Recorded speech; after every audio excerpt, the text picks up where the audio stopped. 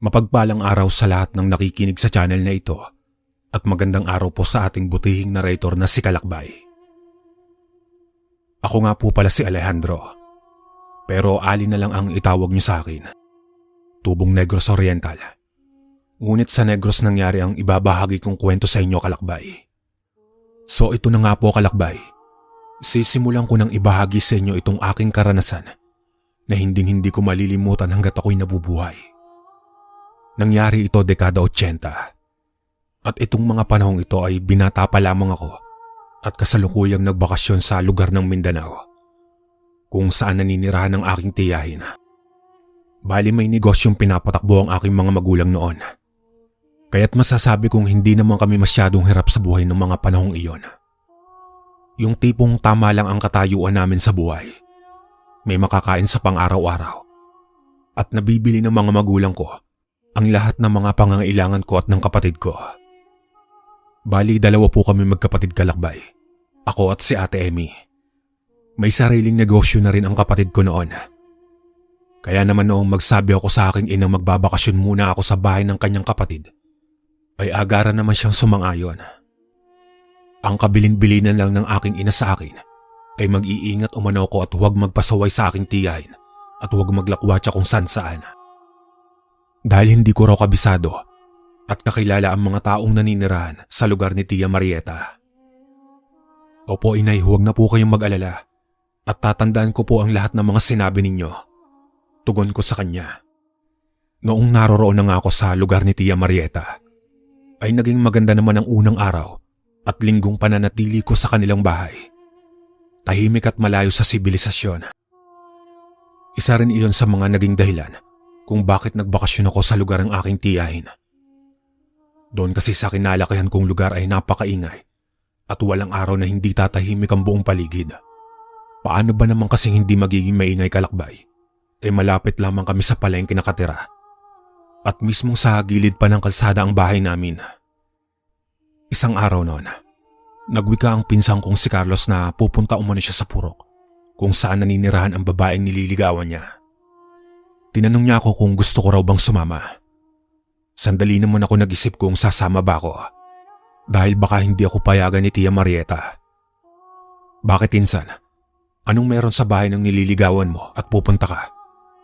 Hindi ba at kakikita niyo lang kahapon? Kuryosidad kong tanong sa kanya. Sinabi niya namang inimbitahan siya ni Esther dahil sa may gaganaping kapiestahan sa kanilang purok at gusto daw ni Esther na formal siyang ipakilala sa mga magulang nito. Nang sa gayon ay maging formal na ang kanyang panliligaw sa dalaga. Sayang kasi ang pagkakataon ni insan kung hindi ko pauunlakan ng paanyaya ni Esther, di ba? Anong malay natin baka iyon na rin ang pagkakataon na sagutin niya na ako. Pakindat niya pang wika. Natawat na papailing na lamang ako at pasimpleng kinutusan ng pinsan ko. Dahil kahit kailan talaga ay hindi nawawala sa katawan nito ang kapreskuhan. Ano na insan, sama ka ba? Muling tanong niya sa akin. O sige, sasama ako kapag pinayagan ako ni Tia Marieta. Sos, si nanay pa. Tiyak yun, papayagan ka noon. Alam ko namang hindi ka mahihindian noon eh. Wika niya pa sa akin na may kasamang pagmamalaki. Dahil batid niyang kahit hindi naman ako magpaalam sa kanyang ina, ay otomatikong papayag na ito. Dahil sa bibihira na nga lang ako makapagbakasyon sa kanilang lugar. Tapos ay pipigilan pa ba akong mamasyal ng kanyang ina? Dagdag pa ng aking pinsan si Carlos na kailangan samahan ko raw siya dahil wala siyang kasamang papunta doon sa purok ng dalaga. Nakakahiya daw kasing pumuntang mag-isa lang. Natawa naman ako at sinabihan ko ang pinsan ko nang, "O siya, sige na, sasamahan na kita. Matigil ka lamang dyan sa kadadaldal mo." Noong sumapit na nga ang kinahapunan, ay ipinagpaalam na ako ni Carlos sa kanyang mga magulang. Nagtanong naman ang kanyang ina kung saang purok ba kami pupunta. Agaran namang sinabi ni Carlos ang purok na pupuntahan namin at kung sinong babae ang pupuntahan niya. Napansin ko naman na sandaling nagkatinginan ang mga magulang ni Carlos. Tapos ay nagsalita ang ama niya ng, "Hindi ba't binalaan na kita tungkol sa babaeng nililigawan mo? Alam mo namang hindi kami boto ng nanay mo sa babaeng nililigawan mo, hindi ba? Baka mamaya iyan pa ang ikapahamak mong bata ka. Pero itay, mahal ko po talaga si Esther. Kaya pakiusap kahit ngayon lang po. Kapag nakumpirma kong wala talaga akong pag-asa sa kanya, pangako ititigil ko na po. Pakiusap na wika ni Carlos. Ala sige, bahala ka sa buhay mo. Pairalin mo iyang katigasan ng ulo mong bata ka. Nagtaas na ng boses ang ama ni Carlos at sa tingin ko ay para bang aatakihin ng high blood si Tio. Noong tignan ko naman ang pinsan ko, ay nakaramdam ako ng pagkahabag. Nasilayan ko kasing malungkot ang mukha ni Carlos at parang maluha-luha na ito. Kaya ako na lang ang nagpaalam kay na Tio at Tia at nagwika akong, Tito, baka ho pwedeng pagbigyan niyo na lamang po si Carlos. Sasamahan ko po siyang dumalaw sa bahay ng nililigawan niya. Nakita kong sandali namang kumalma ang ama ni Carlos. Tapos ay marahan itong tumayo at nagsalitang bahala na umano kami. Malalaki na kami at alam na namin ang mga ginagawa namin. Kinabukasan kalakbay ay muli kami nagpaalam kay Tia Marieta. Seryoso naman nagsabi ang aking tiyahin na, sige basta't mag-iingat lamang kayo sa pupuntahan ninyo. Opo tita, sige po aalis na po kami ni Carlos. Wika ko naman dito. Pero bago pa man ako lumabas ng bahay, ay may iniabot sa akin si Tia Marieta. Nakabalot iyon sa kulay pulang tela, kaya hindi ko alam kung ano ang nilalaman. Noong tanungin ko naman siya kung ano ang bagay na binigay niya sa akin, ay nagwika lamang siyang pangontra lamang umano iyon sa mga usog, bagat, palipad hangin at tigal po. Hindi naman lingid sa akin kalakbay na maalam pagdating sa mga karunungan sa kanan ng aking tiyahin. Dahil mismo ang aking ina ay marunong yon. Kaya nga lang ay kadalasang ginagawa ng aking ina ay ang mga pampaswerte sa buhay at sa negosyo. Samantalang si Tia Marieta naman, ang sa pagkakaalam ko ay sa panggagamot na katuon ng atensyon niya. Sige, mag-iingat kayo sa pupuntahan ninyo. Lalo ka na Ale. Malilintikan ako sa kapatid ko kapag may nangyari sa'yo. Wika pa ng aking tiyahin bago kami lumabas ng bahay ni Carlos. Masaya na nga naming binaybay ang daan papunta sa purok ng babaeng nililigawan ni Carlos. Makalipas naman ang ilang sandali at sa pakiwari ko ay mga nasa kalahating oras na kami naglalakad, ay napansin kong tila ba papunta na kami sa liblib na lugar. Bibihira na lamang kasi ang mga kabahayang nakikita ko at baku-bakong daan ang binabaybay namin. Pawang mga nagtataas ang talahiban na rin sa gilid ng daanan ang nakikita ko.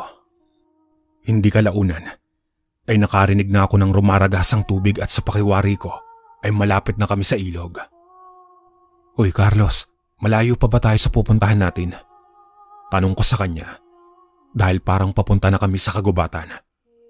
May mangilan-ngilan naman kaming taong nakakasalubong. Kaya nga lang ay parang papunta ang mga ito sa bukid. Huwag kang mag-alala Ale. Kaunting lakad na lang malapit na tayo. Pagkatawid natin sa ilog, doon sa unahan ay iyon na ang purok nila Esther. Tugon ng pinsan ko sa akin.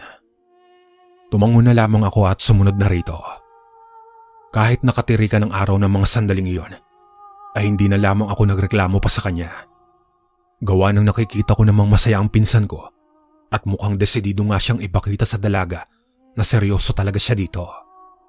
Dahil kahit na napakalayo ng tirahan nila Esther, ay nagtiyaga talaga siyang maglakad para lamang mapuntahan ng dalaga. Sa pagpapatuloy ng aming paglalakad, ay tuluyan na nga naming narating ang ilog na sinasabi ng pinsan ko. Nang makatawid na nga kami, ay doon ko na nakita ang purok na sinasabi niya. Sa bungad pa lamang ay nakita ko ang magandang dalagang nakatayo malapit sa kubong nasa gilid ng daan ng papasok. Dali-dali namang naglakad si Carlos papalapit dito. Kaya't mabilis na rin akong sumunod sa kanya. Noong makalapit na kami sa dalaga, ay agara namang ipinakilala sa akin ni Carlos ito. At doon ay nalaman kong siya si Esther, ang dalagang nililigawan ni Carlos. Nakangiti naman akong bumati sa dalaga. At sa pagkakataong iyon, ay napasabi na lamang ako sa aking isipan na kaya naman pala ganun na lamang kahumaling ang pinsan ko rito. Dahil sa hindi naman maipagkakaila na napakaganda naman talaga nung dalaga. Matapos kami magkakilala ni Esther, ay kaagad na nga kami naglakad papunta sa bahay ng dalaga.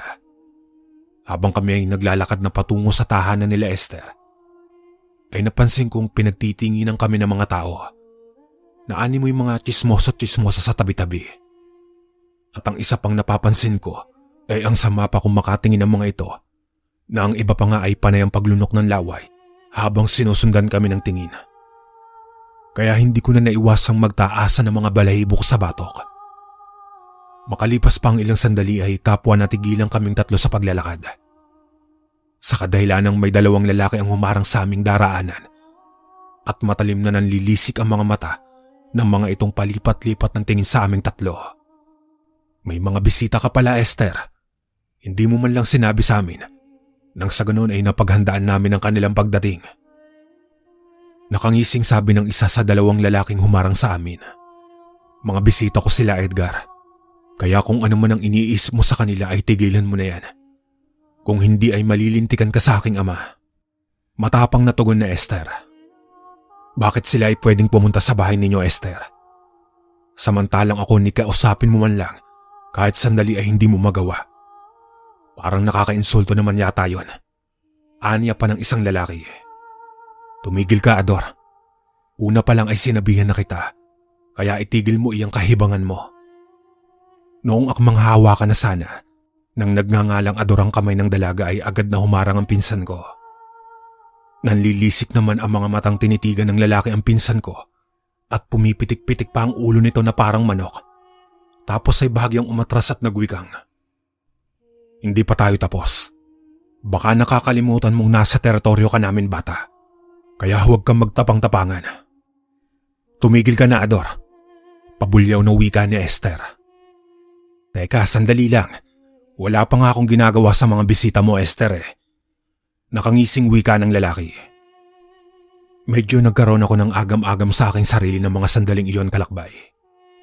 Dahil sa parang may kung anong ibig ipahiwatig ang sinasabi ng lalaking kausap ni Esther.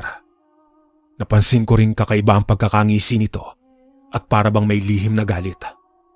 Maya-maya pa ay narinig kong nagwika si Esther na sumunod na umano kami sa kanya at kanina pa kami hinihintay ng kanyang mga magulang. Kaya nagpatuloy na nga kami sa paglalakad. Sa paglipas pa ng ilang sandali, kalakbay, habang nagpatuloy na kami sa paglalakad, ay tila nakaramdam ako ng kakaibang presensyang bumabalot sa lugar na pinasukan namin.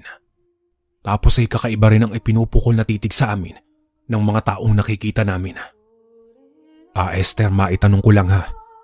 Napansin ko lang kasi, parang kakaiba kung makatingin ng mga taga rito sa amin. Galit ba sila? Ang ibig kong sabihin, ayaw ba nila na may makita na ibang taong dumadayo dito sa lugar nyo?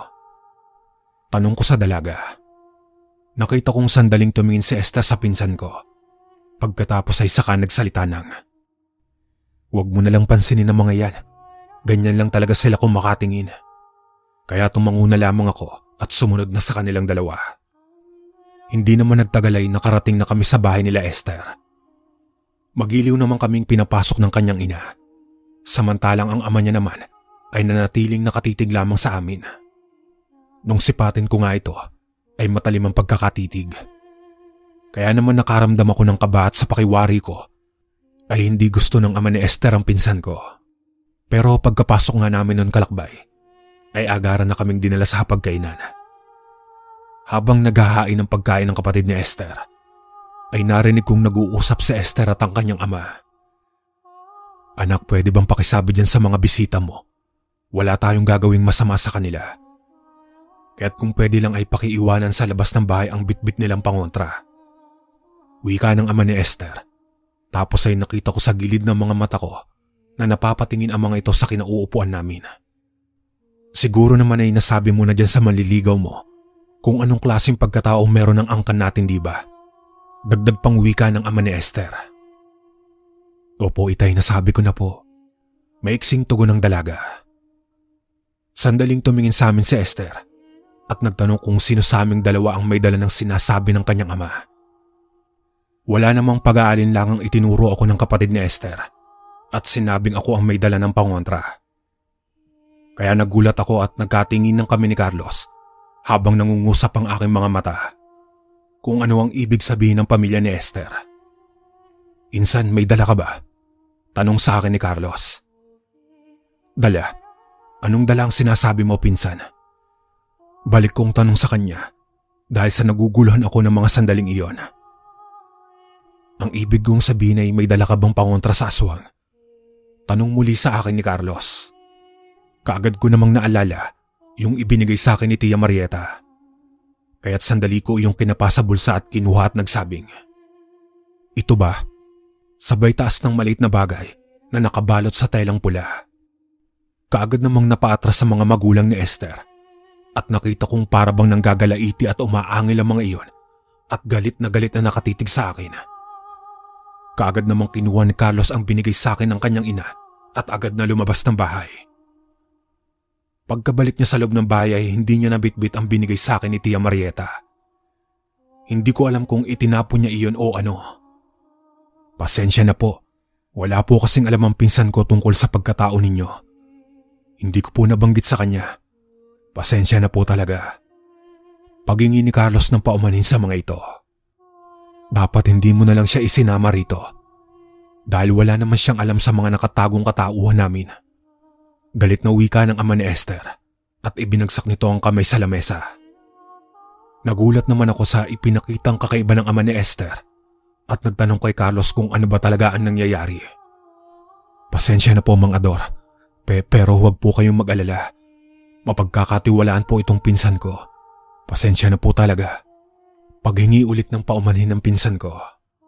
Humingi rin naman ng pasensya si Esther at nagwika sa kanyang ama na hindi ko naman raw sinasadyang magdala ng pangontra sa aswang. Dahil wala naman akong alam sa kanilang katauhan. Kaya't sana'y patawarin na umano ako ng kanyang ama. Maya-maya pa ay kumalma na ang matanda at huminga ng malalim. Pagkatapos ay nag-utos itong pakainin na raw kami at maya-maya mag-uusap sila ng pinsan ko. "Sige na Carlos, magsikain na kayo." Mahinahong utos sa amin ni Esther. Noong unay medyo nag-alangan pa akong kumain habang napapatingin sa mga nakahaing pagkain sa hapagkainan. Nang marinig kong magsalita si Esther at nagwikang huwag umano kami mag-alala dahil karne ng hayop ang mga nakahain at ligtas iyong kainin. Kaya't kumain na umano kami. Sa paglipas ng ilang sandali at nang matapos na kaming kumain, ay nag-usap ng masinsinan ng pinsan ko at ang mga magulang ni Esther. Samantalang ako naman ay nakaupo lamang sa may balkonahe habang nakatingin sa labas ng bahay. Ayaw kasi ng ama ni Esther na kasama ako sa kanilang usapan at mukhang galit pa ito sa ginawa ko. Kaya't mas maiging maghintay na lamang raw ako sa may balkonahe. Inaaliw ko na lamang ang sarili habang nakatingin sa labas ng bahay. Ilang sandali pa kalakbay ay natanaw ko ang dalawang lalaking humarang sa amin kanina sa daan. Nagpapabalik-balik ang mga iyon at sa tuwing natatapat na ang mga ito sa harapan ng bahay ay napapatingin sa bahay ng dalaga at para bang may sinisipat. Mukhang kailangan nyo nang umuwi. May hindi ako magandang nararamdaman sa dalawang yan. Nagulat naman ako nang marinig ko ang boses ng kapatid ni Esther. Nakasalukuyan ay naroroon na pala siya sa likuran ko at nakatanaw rin sa labas ng bahay. Anong ibig mong sabihin? Pagtatakang tanong ko sa kapatid ni Esther. Ang isa sa dalawang lalaking iyan ay si Ador. Matagal nang may gusto sa kapatid ko si Ador. At sa nakikita ko sa pagmamukha ni Ador, ay galit na galit siya ngayon. Marahil ay alam niyang may umakit ng ligaw sa kapatid ko. Tugon nito sa akin. Sandali at pagsasabihan ko lang sila. Wika pa ng kapatid ni Esther at kagad na itong naglakad papunta sa bulwagan kung saan nag-uusap ang kanyang mga magulang. Hindi naman nagtagal ay nakita ko na naglakad papalapit sa akin ang pinsan ko kasama ang mga magulang ng dalaga. Pagkalapit nila ay nagwika ang mga magulang ni Esther na mas mabuti pang umuwi na kami bago pa man magtakip silim. Baka kasi kapag naabutan pa kami ng dilim sa kanilang purok ay may hindi magandang mangyari sa amin. Napatingin naman ako sa labas ng bahay at doon ko naisip na hapon na pala. Sige na Esther, ihatid mo na sila sa bungad ng purok. Nang sa ganun ay ligtas silang makalabas dito. Utos ng ina ni Esther. Tumango naman ang dalaga at kagad na nga kaming inaya. Nung nasa labas na kami ng bahay, ay nagpaalam na si Insan sa mga magulang ng dalaga. Tapos ay may kinuha siya sa gilid ng bahay at nagpatuloy na kami sa paglalakad. Hindi naman mawala-wala ang pagkakangiti sa mga labi ng pinsan ko. Kaya't sa isip-isip ko, mukhang nagtagumpay ang pinsan kong makuha ang loob ng mga magulang ni Esther at paniguradong sinagot na rin siya ng dalaga. Dahil sa magkahawak kamay na rin ang dalawa at wala man lang pakialam na may kasama sila, nagmumukha tuloy akong hunghang na nakasunod lang sa kanilang dalawa. Nang nasa bungad na kami ng purok, ay masaya na nagpaalam ang pinsan ko sa dalaga. Magtatakip silib na rin ang mga sandaling iyon, kaya't nagwika ang dalaga mag-iingat raw kami sa pag-uwi. Tumango naman ang pinsan ko at agaran na nga kami naglakad pa uwi. Panay naman ang pagkukwentuhan namin. At doon nga ay naikuwento sa akin ng pinsan ko na sinagot na siya ng dalaga. At mukhang aprobado naman sa mga magulang nito ang kanilang pagmamahalan. Insan, maitanong ko lang.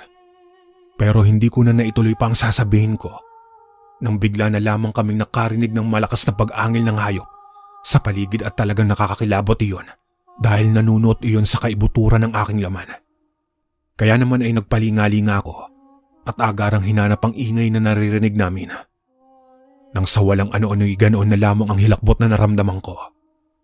Nang sa paglingon namin ni Carlos, ay nakita namin ang dalawang naglalakihang asong nagbabaga ang mga mata na nakatitig sa amin. Tapos ay mabalasik ang mga mata at animoy sasakmali na kami ng mga ito. Sa kadahilan ng nakangangan na iyon, habang dahan-dahang naglalakad papalapit sa amin, at walang humpay ang pagtulo ng mga laway sa lupa, at nakausli ang magkabila ang pangil. Lintek, insan, anong klaseng mga aso iyan? Bulalas ko pang tanong kay Carlos. Insan, huwag nang maraming tanong-tanong pa. Tumakbo na tayo, hindi mga pangkaraniwang aso ang mga yan. Aswang ang dalawang yan. Sigaw ni Carlos at agaran niya na akong hinatak. Mabilis pa sa alas 4 nagsitakbuhan na kami ni Carlos. Rinig na rinig namin ang mga pag-angil ng nilalang. At hindi kalaunan ay nakarinig na kami ng huni ng wakwak. Grabe ang takot na nararamdaman ko, mga kalakbay. At pakiramdam ko ay halos hindi na lumalapat pa sa lupa ang mga paa ko dahil sa bilis ng pagtakbong ginawa namin. Maging ang pinsan ko rin ay nakita kong hindi na ito magkamayaw sa pagtakbo.